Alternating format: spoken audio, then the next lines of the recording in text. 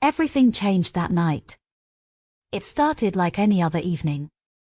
My sister had just left the house, and I was about to grab a book and settle down for the night. But then, I saw it. Her car was gone. But my brother-in-law's car, usually parked in the garage, was still there. A strange chill ran down my spine. It wasn't like him to stay home when she was out. Curiosity pulled at me, but a deeper feeling, something I couldn't place, held me back. I hesitated for a moment, but my feet moved on their own. The house was silent. Too silent. I crept toward the living room, expecting to find him sitting in front of the TV like always. But as I neared the door, I heard something, a sound I hadn't expected, a soft rustle, a barely audible sigh. My heart skipped a beat. I stepped closer, and my breath caught in my throat. He was sitting there, but he wasn't watching TV. His eyes were distant, lost in thought. He didn't see me. But then, our eyes met, and it was like time stopped. A flicker of something unfamiliar passed between us. A moment, just a moment, but one that would change everything. The tension in the room was palpable.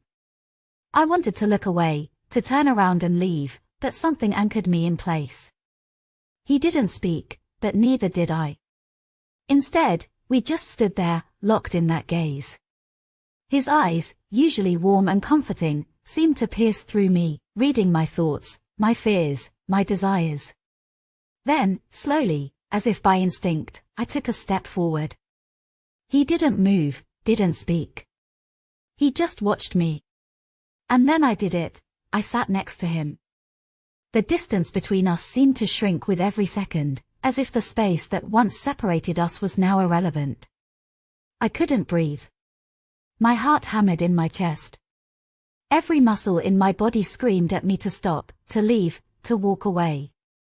But I couldn't. I didn't want to. I couldn't explain why, but I was drawn to him like a magnet, helpless against the pull. Before I could stop myself, my hand brushed against his. It was a soft, fleeting touch, but it felt like electricity coursing through me. He didn't pull away. His fingers brushed mine, just barely at first, then lingered. That's when I knew. The line had been crossed. It happened so fast. One moment, we were sitting there, barely touching, the next, we were kissing. It was a desperate kiss, filled with years of unspoken desire, confusion, and need.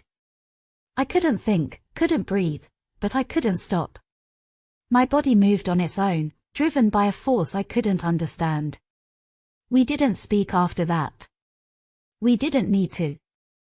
It was as if our bodies were telling a story far deeper than anything words could convey.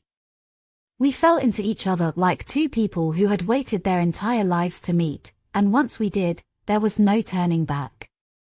Everything I knew, everything I thought I understood, vanished. There was only him. Only us. In the aftermath, everything was different. I was shaking, my hands trembling as I got dressed. My heart was still pounding, my thoughts a jumble of fear, guilt, and excitement. What had we done? What would happen next? I knew I should feel guilty, but there was a part of me, a part that was ashamed to admit, that didn't.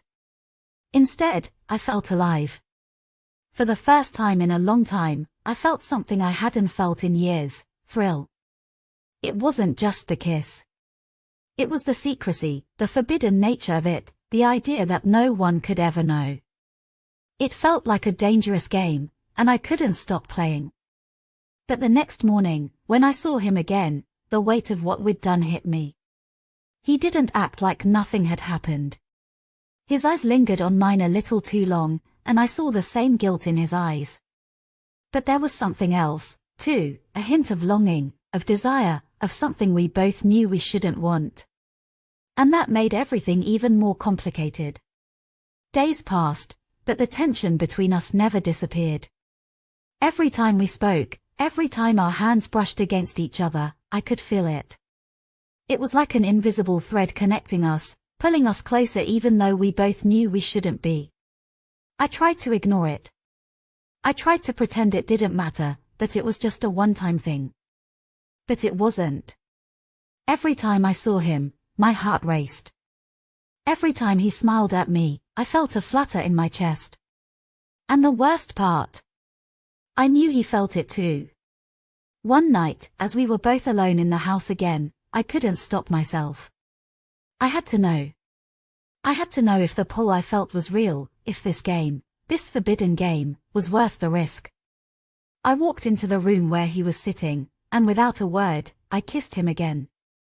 This time, there was no hesitation. No fear. Just pure, raw need. It was like an addiction, one I couldn't quit, one I didn't want to. As the days turned into weeks, I felt myself losing control. I was no longer the person I once was. The guilt ate at me, but it was drowned out by the thrill of what we were doing. Every stolen moment, every secret glance, every touch felt like a victory. But at the same time, I knew it was destroying me. I could see the cracks starting to show. My sister was growing suspicious. She asked me questions, noticed things I hadn't even realized I was doing. And then, one night, she confronted me. "What's going on between you and him?" she asked. Her voice was calm, but I could hear the edge in it. I froze. I couldn't lie. I couldn't tell her the truth. The weight of it all came crashing down on me. I realized, in that moment, how much we had risked. How much I had lost. But what could I do? The line had been crossed. There was no turning back. In the end, everything came to a head. My sister found out. The truth came spilling out in a cascade of anger, betrayal, and heartbreak. My world crumbled, and for the first time, I understood the true cost of the game we had been playing. I tried to make it right, tried to find a way back, but the damage was done. My sister and I could never go back to what we were. And me? I was lost. Now, when I look back on it, all I see is the shattered pieces of my life, and the lesson I learned too late. Some games, some desires, come with a price too high to pay.